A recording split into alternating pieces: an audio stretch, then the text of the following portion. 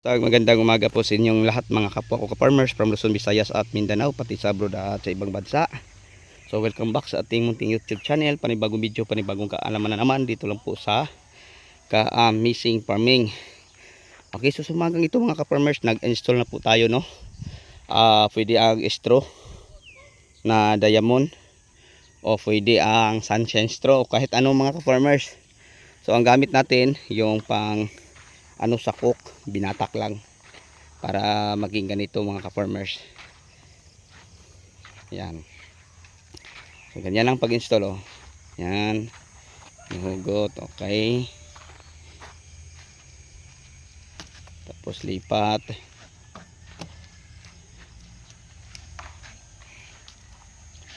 Yan, ligpitan nyo. So napakatibay ito mga ka-farmers. Kahit anong klase pang paghuhugot ang gagawin mo dyan, baba, taas ra, habog gamay, usba pa ubsi.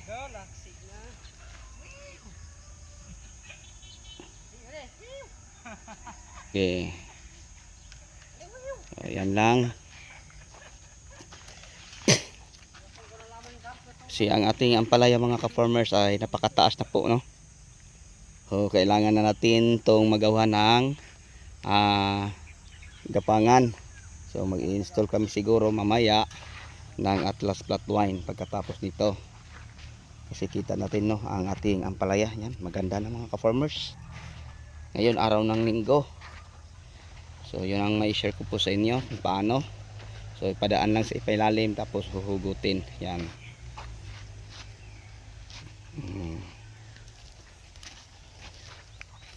Yan ang meter sa ilalim. So may ginagaya ang ating trabaho. Ang itaas tie wire, ang ilalim din tie wire. Sabi niya para daw matibay. Pwede ra straw. Kasi pag tie wire ang taas, tie wire sa ilalim, pag mahangin putol ang twine. So yun po, no, mga ka-farmers, no, ang ating ma-share o maibahagi sa umagang ito.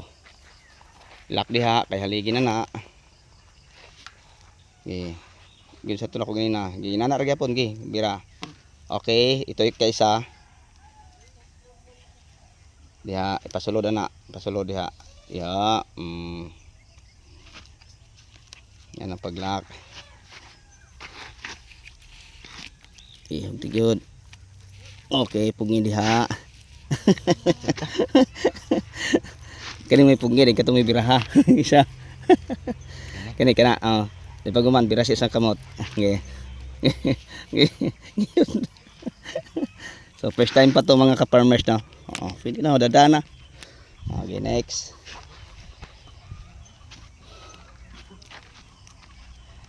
Yan. So ipapasilip ko para sa mga ampalaya farmers, lalo na sa mga baguhan. Malaking bagay po ito na kailangan nilang matutunan.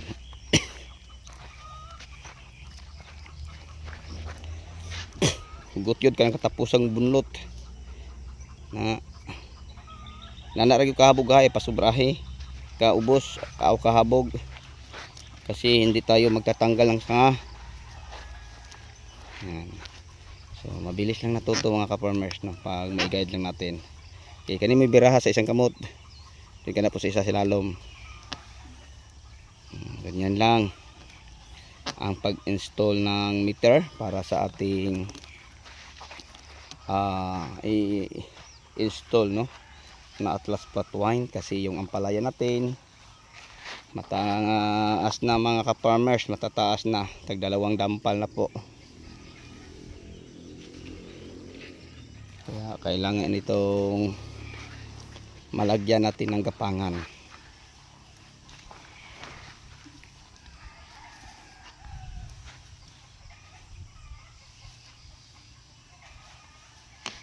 Iubos gamay, taas ra.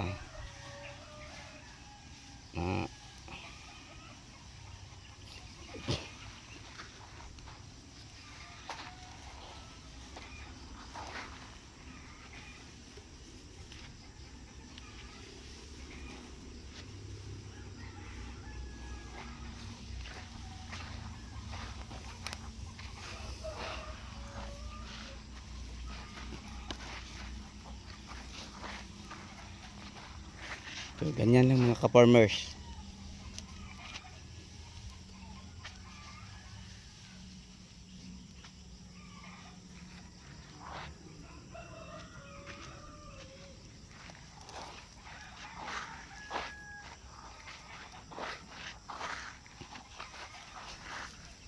So yan lang no ang may share ko po sa inyo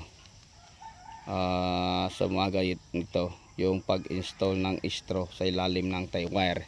Ang itaas tie wire, ang ilalim straw. So yun mga ka-farmers, pinapakita ko sa inyo kung paano. So malaking bagay po ito lalo na sa mga baguhan no, na nahihirapan sa pag-install nito kung paano. So kailangan din man siya sa lalim para pagtayo mo ay hindi siya masabay sa iyo.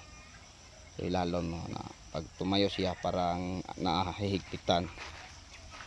So ang ibig sabihin sa ilalim mga ka-farmers katulad nito, nilalatag lang ito.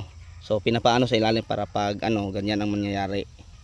Kasi pag dito mga ka-farmers, halimbawa ito, pag angat mo nakasabay siya So mas maganda sa ilalim. So simula doon ang paghihigpit papunta din.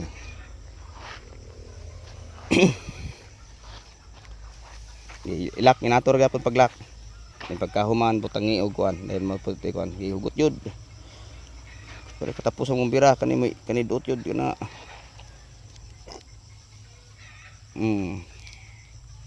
Yan.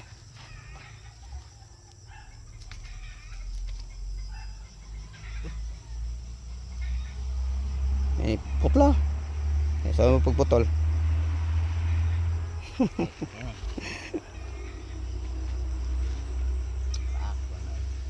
Ipot level ni gamay. Ay tagos na diha na tagos. Puta tong pala. Yan. Ito pala putla. So madali lang po ito mga ka-farmers no, pag halimbawa may alabo tayo. So ngayon ito na ang ating ampalaya. Yan, maganda na ang kanilang tubo. Yan, 2 linggo to siya mga ka-farmers ang ating ampalaya. Yun na kanilang mga mukha no. Maganda na papunta doon. And then lipat tayo sa iba. Yan. Ganyan na ang ating makikita no sa ating mga ampalaya. Kaya nga tamang-tama na lagyan na po natin to ng gapangan para umakyat sa gapangan ang ating mga ampalaya. So yun po mga ka-farmers, kahit mainit ang aming ginagawa, dinidiligan lang po namin ng tubig para makapag-survive sa sobrang init. So mamayang hapon gagawin naman po namin ulit din ang pagdidilig na naman po ng tubig. Yan mga ka-farmers, isang araw lang ang pagitan sa pagdidilig ng tubig. Kasi kita naman po natin no, kung gaano nakagandang tingnan ang ating ampalaya sa umagang ito. Araw ngayon ng linggo. So June 21, kung hindi ako nagkakamali. So yun lang mga ka-farmers ang ating makikita. So nasa 6,000 po kapuno to ang ating ampalaya. Ang area mahigit kumulang 2 hektarya. So yun po.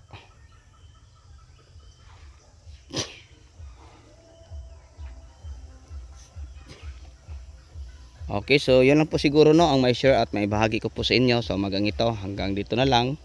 Maraming salamat, bye bye and God bless. So kung may mga katanungan mo po kayo at ipapagawang video, paki-comment na lang po no mga ka-farmers. Yan. Maganda na, 2 linggo nating ampalaya. So ang variety nito mistisa ng Swiss seeds mga ka-farmers. So available na ngayon ang mistisa sa mga agri-supply store na malapit sa iyong lugar. So ang gagawin natin din mga ka-farmers no, dilig lang para makapag-survive sa sobrang init. Kasi umaga pa, alas 6 pa, pero sobrang init na. Okay, hanggang dito na lang. Maraming salamat. Bye bye and God bless.